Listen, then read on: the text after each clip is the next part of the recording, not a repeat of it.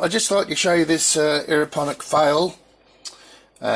This was all the coriander, and of course it's all died. There's some, looks like whitefly here as well.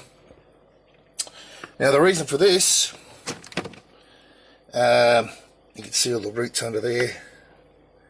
The reason for this is because of the water temperature.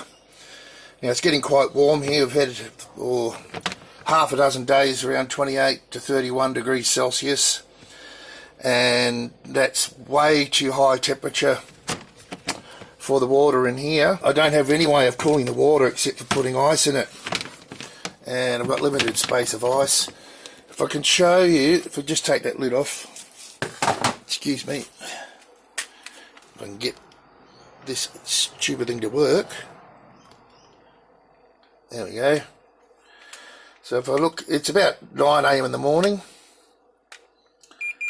So if I look at the water temperature just with,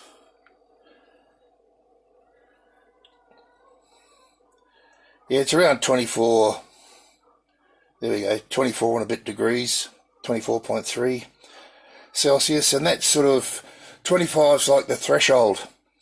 Once it starts getting up above 25, the oxygen in the water depletes exponentially, and this causes the plant not to be able to take up any nutrients.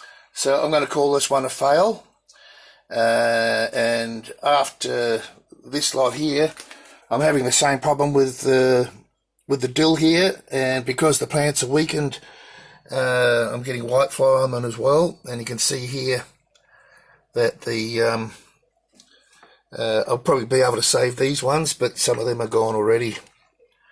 So I'll get them out in the NFT, take my luck. I've got to get these watermelons are doing a lot better. I'm hoping to get a crop of watermelons before the end of summer. So there's some watermelons and rock melon there. We'll see how they go.